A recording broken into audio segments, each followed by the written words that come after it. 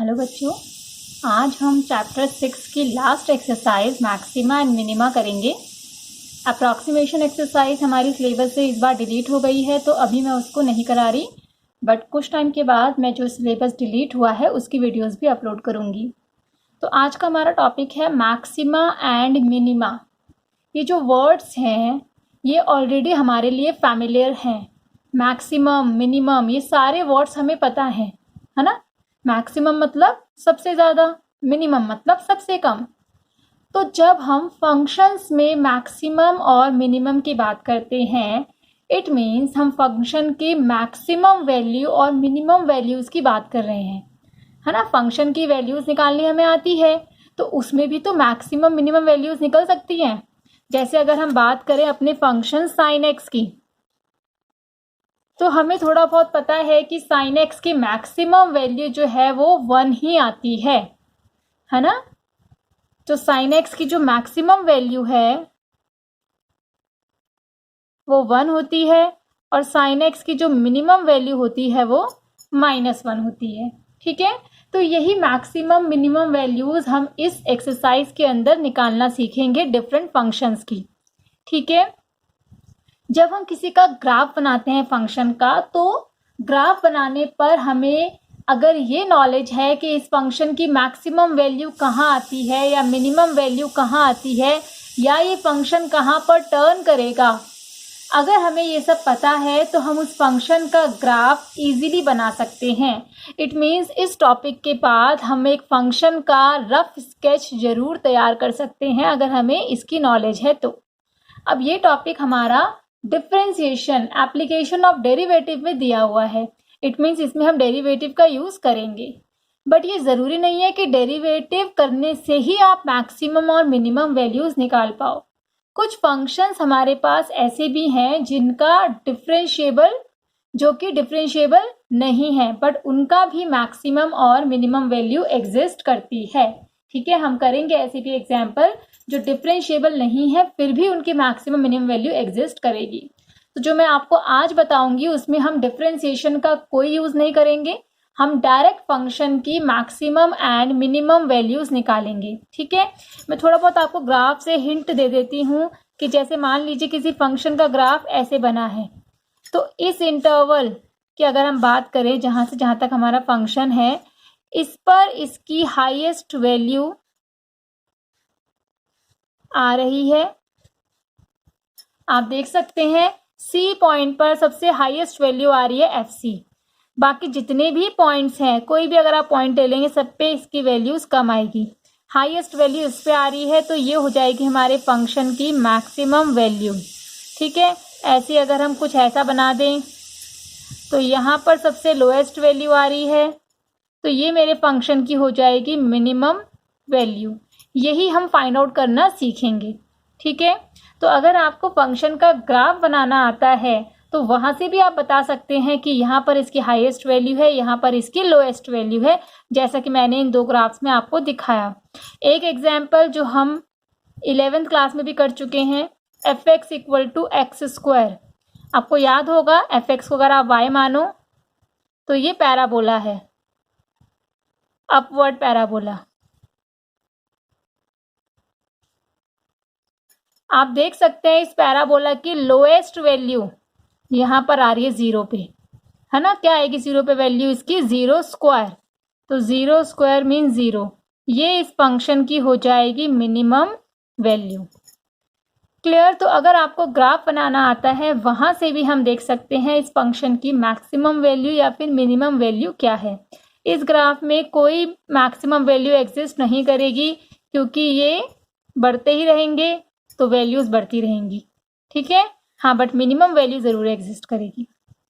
तो ऐसे भी बहुत सारे एग्जाम्पल है जहां ओनली मैक्सिमम वैल्यू एग्जिस्ट करे, या फिर ओनली मिनिमम वैल्यू एग्जिस्ट करे, या फिर दोनों एग्जिस्ट करे, और या फिर दोनों ही एग्जिस्ट ना करे। तो ऐसे कुछ क्वेश्चंस अब हम करते हैं अपनी एक्सरसाइज 6.5 के। लेकिन उससे पहले मैं आपको एक डेफिनेशन दे देती हूँ, क्योंकि ये तो मैंने आपको ओरली समझा दिया, तो एक बार इसकी डेफिनेशन देख लेते हैं। Let f be a function defined on an interval I। f हमारा एक फंक्शन जो है किसी इंटरवल पे डिफाइंड है, इंटरवल आप लोग ऑलरेडी पढ़ चुके हैं, क्लोज इंटरवल, ओपन इंटरवल, ठीक है। तो आई हमारा कोई भी इंटरवल है रियल लाइन का। एफ एक फंक्शन है जो इस पे डिफाइंड है, मीन्स इसकी डोमेन आई है। F is said to have a maximum value in I if there exist a point C in I such that fc is greater than equal to fx for all x belongs to I। तो जो मैंने भी आपको graph बताया था वो graph कुछ ऐसा ही है। जैसे यहाँ पर मान लीजिए मेरा इंटरवल ये है, अगर एक पॉइंट ऐसा एग्जिस्ट करता है C जहां पर fc सबसे बड़ा हो, fc is greater than equal to fx for all x belongs to I, means आप कोई भी x लीजिए, आपने यहाँ कोई x लिया fc उससे बड़ा आएगा, आपने यहाँ कोई x लिया fc उससे बड़ा आएगा। तो आप देख सकते हैं fc यहाँ पर हाईएस्ट है। तो इस केस में हम बोलेंगे जो fc है ये हमारी मैक्सिमम वैल्यू है इन I, और इस C को बोलेंगे C is point of maximum value in I। C वो पॉइंट है जहां पर मैक्सिमम वैल्यू आ रही है, और मैक्सिमम वैल्यू जो है वो इसकी FC है क्योंकि वो हाईएस्ट है, ठीक है। Similarly F is said to have a minimum value in I if there exists a point C in which in I such that fc is less than equal to fx। मान लीजिए ये मेरा interval है, function मेरा कुछ ऐसा बना। तो अगर एक पॉइंट C है जहां पे लोएस्ट वैल्यू आ रही है, सबसे लोएस्ट, आप यहाँ देखिए, यहाँ देखिए सब जगह fc से बड़ी वैल्यूज हैं। तो अगर एक लोएस्ट वैल्यू आपको मिल रही है तो fc को हम बोलेंगे minimum value and C is point of minimum value, ठीक है। एक डेफिनेशन और है, F is said to have an extreme value in I if there exists a point C in I such that FC is either maximum or minimum value of F in I। अगर FC या तो maximum है या तो minimum है तो उसको extreme value भी कहा जाता है, ठीक है। तो एक्सट्रीम वैल्यू वर्ड दोनों के लिए है, या तो वो मैक्सिमम वैल्यू रही होगी या तो वो मिनिमम वैल्यू रही होगी, उसको हम एक्सट्रीम वैल्यू भी बोलते हैं। और जिस पॉइंट पर वो आएगी उस पॉइंट को बोल देंगे एक्सट्रीम पॉइंट, ठीक है। एफसी को बोलेंगे एक्सट्रीम वैल्यू और सी इज एक्सट्रीम पॉइंट। क्लियर? तो ये डेफिनेशन है मैक्सिमम एंड मिनिमम वैल्यू की। तो एक्सरसाइज 6.5 स्टार्ट करते हैं। Find the maximum and minimum values if any of the following functions given by fx equal to 2x minus 1 whole square plus 3। If any means अगर exist करती है तब आपको निकालनी है, ठीक है। हो सकता है किसी फंक्शन की मैक्सिमम मिनिमम वैल्यू एग्जिस्ट ना करे, ठीक है। तो ऐसे क्वेश्चंस भी हम करेंगे। पहले ये वाला क्वेश्चन देख लेते हैं। यहाँ आप देख सकते हैं होल स्क्वायर लिखा है। होल स्क्वायर देखते ही हमें एक बात समझ में आती है कि ये जो है वो always greater than equal to 0 होगा फॉर ऑल एक्स, है ना। कोई भी आप एक्स यहाँ पुट कीजिए, this will always be greater than equal to 0। अब हम इसको बनाएंगे एफ एक्स। एफ एक्स हम इसको कैसे बनाएंगे, दोनों तरफ हम +3 कर देंगे, कर सकते हैं, कोई प्रॉब्लम नहीं है, दोनों तरफ सेम चीज की है। ये बन गया मेरा एफ एक्स, ये बन गया 3। इट मीन्स सारे एफ एक्स 3 से बड़े हैं। It means we can say 3 is the minimum value of F. क्योंकि सारे एफ एक्स 3 से बड़े हैं, इट मीन्स 3 सबसे छोटा है, so 3 is the minimum value, ठीक है। सेकेंड पार्ट करते हैं इसका। Second part F x equal to 9x square plus 12x plus 2। ये भी हमारे पास एक क्वाड्रेटिक फंक्शन है, इसका भी हम परफेक्ट स्क्वायर बना सकते हैं। परफेक्ट स्क्वायर कैसे बनाते हैं? दो तरीके हैं। पहला तरीका है जो है मैं वहाँ डिस्कस कर रही हूँ। 9 में यहाँ से कॉमन निकाल लेती हूँ, x square plus 12/9x plus 2 को आप अलग ही रखिए क्योंकि इसका कोई खास काम नहीं है, हमें सिर्फ x वाली टर्म्स चाहिए। ठीक है, तो मैंने यहाँ से 9 कॉमन निकाल दिया, इस 2 को मैंने बाहर ऐसे ही छोड़ दिया।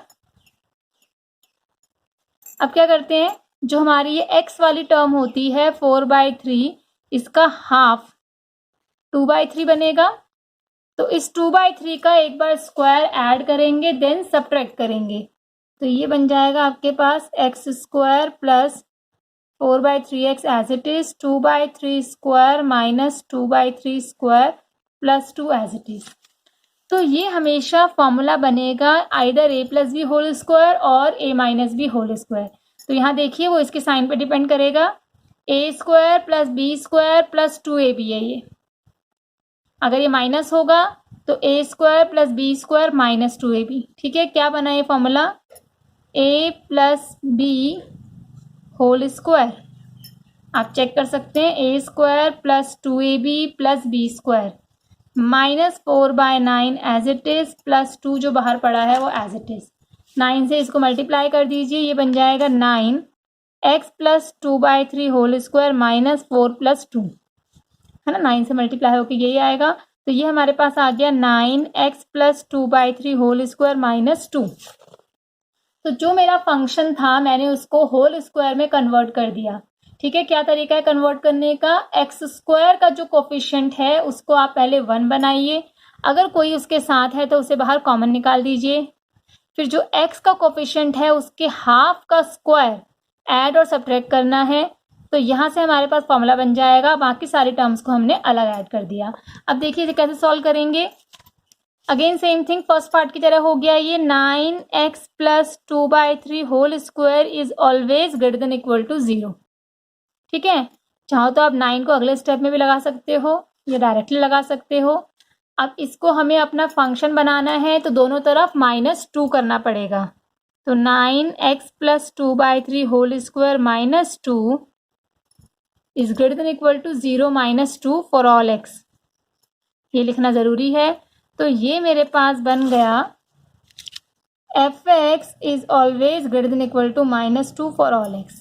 इट मीन्स सारे f(x) -2 से बड़े हैं, और you can say -2 is the minimum value of f।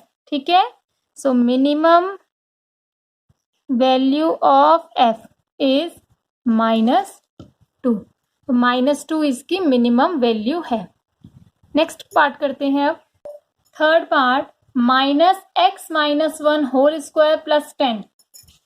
We know that x - 1 whole square is always greater than equal to 0। ठीक है, for all x belongs to R ही है, तो मैं belongs to नहीं लिख रही हूँ, तो इसमें मैंने लिख दिया है। अब आगे माइनस लगा हुआ है, तो हमने इनइक्वालिटी पढ़ी है 11th क्लास में, अगर हम दोनों तरफ माइनस से मल्टीप्लाई करते हैं तो इनइक्वालिटी चेंज हो जाती है। अब +10 करना है दोनों तरफ, तो f(x) is less than equal to 10 for all x। It means 10 सबसे हाईएस्ट वैल्यू है, so maximum value of f is 10। Fourth part of this question, gx equal to x³ + 1। अब यहाँ पर आ गया है क्यूब, स्क्वायर का हमें पता था कि वो हमेशा ही पॉजिटिव आएगा, आप x को कुछ भी रखिए, बट क्यूब जो है पावर अगर ऑड आती है तो हमें पता है कि अगर हम x पॉजिटिव लेंगे तो x³ पॉजिटिव आएगा, अगर हम x नेगेटिव लेंगे तो x³ नेगेटिव आएगा। तो आप x को जितना बड़ा नंबर लेंगे ये gx उतना ही बड़ा आता जाएगा, है ना, कभी खत्म ही नहीं होगा। आप x को 1 लेंगे तो ये 2 आएगा, आप x को 2 लेंगे तो ये 2³ + 1 9 आएगा, आप x को 3 लेंगे तो ये 3³ + 1 28 आएगा। तो ऐसे ही अगर आप x को बढ़ाते रहेंगे तो gx बढ़ता ही रहेगा, तो इसका मतलब मैक्सिमम वैल्यू एग्जिस्ट कर ही नहीं पाएगी, है ना। कोई भी आपको ऐसा एंड मिलेगा ही नहीं कि हाँ अब इससे बड़ा नहीं आ सकता, नॉट पॉसिबल। ऐसे ही अगर आप x को जितना छोटा लेंगे gx उतना ही छोटा आता जाएगा। It means in this function no maximum और नो मिनिमम वैल्यू एग्जिस्ट। ठीक है, neither maximum nor minimum value exist. Reason यही है। Clear. Second question of this exercise, find the maximum and minimum values if any of the following functions given by hx equal to mod x plus 2 minus 1। Same question, whole square था वहां पर, यहाँ पे mod आ गया है।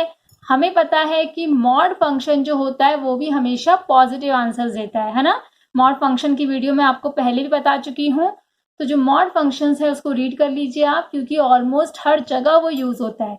ठीक है, some special function की जो मेरी वीडियो थी उसमें मैंने मॉड फंक्शन डिस्कस किया हुआ है। तो देखिए इसको, mod x plus 2 is greater than equal to 0 for all x। दोनों तरफ -1 कर देते हैं, तो ये बन गया मेरा फंक्शन। तो ये फंक्शन जो है इसकी सारी वैल्यूज -1 से बड़ी है। इट मीन्स -1 इसकी मिनिमम वैल्यू है। hx था ये, -1। Next question same, mod x plus 1 is greater than equal to 0, so minus mod x plus 1 is less than equal to 0 for all x। +3 दोनों तरफ किया,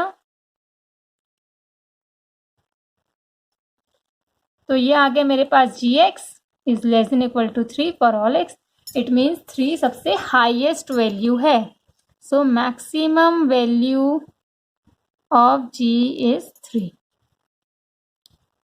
Now next question, sin 2x plus 5। तो sine function जैसे मैंने पहले ही बताया, sign की जो वैल्यूज है कोई भी थीटा हो -1 और 1 के बीच में होती है। ठीक है, इसके ग्राफ भी है हमारे सेकंड चैप्टर में। साइन फंक्शन जो है वो हमेशा -1 to 1 के बीच में लाई करता है, इसका ग्राफ इसके बाहर नहीं जाता। ठीक है, फॉर ऑल एक्स, कोई भी एक्स हो, साइन हमेशा -1 और 1 के बीच में लाई करता है। ये हमने ऑलरेडी सेकंड चैप्टर में पढ़ा हुआ है। अब यहाँ +5 किया है तो हम भी तीनों जगह +5 कर देते हैं।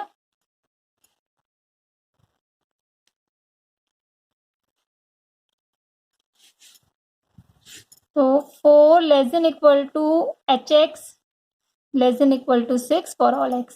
इट मीन्स इस फंक्शन की दोनों वैल्यूज एग्जिस्ट कर गई।